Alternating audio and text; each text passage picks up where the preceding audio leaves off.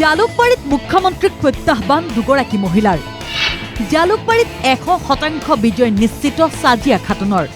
মই 100% মই কাম কৰিম বুলি মই এইটো দৃঢ় প্ৰতিজ্ঞ আৰু কৰিছো আৰু মই জিকিম আৰু জিকিলে মই কামবিলাক কৰিবৰ কাৰণে মোৰ সুবিধা হ'ব।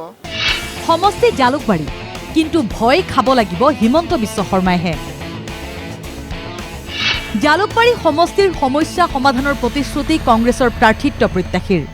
বিভিন্ন ধৰণৰ সমস্যাৰে জৰ্জৰিত আমাৰ খোৱা পানীৰ সমস্যা, নিবনুৱাৰ সমস্যা, মূল্যবৃদ্ধিৰ সমস্যা, বানপানীৰ সমস্যা, কৃত্ৰিম বানপানীৰ সমস্যা আছে। জিকিম আৰু জিকিলে মই কামবিলাক কৰিবৰ কাৰণে মোৰ সুবিধা হ'ব। কংগ্ৰেছত কৰ্মী থাকক বা নাথাকক, নেতাৰ কিন্তু অভাৱ নাই। নেতাৰ একেবাৰেই অভাৱ নাই এতিয়া কংগ্ৰেছত। শদিয়াৰ পৰা ধুবুৰীলৈ প্ৰাৰ্থিত্ব প্ৰত্যাশী নেতাৰ অভাৱ আজিও নাই কংগ্ৰেছত। নাইতো নায়েই, খুদ মুখ্যমন্ত্ৰীকেই নিজ সমষ্টিতে এসেকা দিহে এৰিম বুলি কনফিডেন্স ৰখা নেতাৰো অভাৱ নাই কংগ্ৰেছত।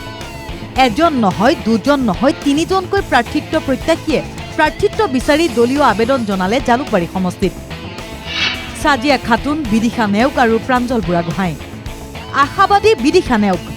গৌৰৱ গগৈৰ নেতৃত্বত ৰুধিব মুখ্যমন্ত্ৰী হিমন্ত বিশ্ব শৰ্মাক। আমি যুঁজিম আৰু জিকিম। আমাৰ সভাপতি ডাঙৰীয়াক কৈছে এবাৰ আমি যুঁজিম আৰু জিকিম, সেয়াই আমাৰ মূল মন্ত্ৰ। সেইটো আগত লৈ আমি গৈ আছোঁ। বাকী আমি যদি টিকেট পাওঁ, যদি সেইখিনি আমাৰ সৌভাগ্য হয়, তেতিয়াহ'লে আমি ফাইট কৰিম আৰু আকৌ কৈছোঁ আমি যুঁজিম আৰু আমি জিকিম। 19 জানুৱাৰীলৈ জালুকবাৰী সমষ্টিত মুখ্যমন্ত্ৰীৰ বিৰুদ্ধে যুঁজ দিবলৈ সাজু হৈছে তিনিগৰাকী যোদ্ধা। আৰু এটা দিন বাকী আছে, বাঢ়িবও পাৰে জালুকবাৰী সমষ্টিৰ প্ৰাৰ্থিত্ব প্ৰত্যাশীৰ সংখ্যা।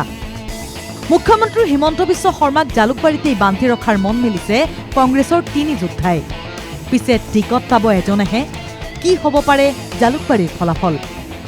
ভিডিঅ' জাৰ্নেলিষ্ট সমীৰ চৰকাৰৰ সহযোগত জবাদাছৰ ৰিপৰ্ট, NKTV+, গুৱাহাটী।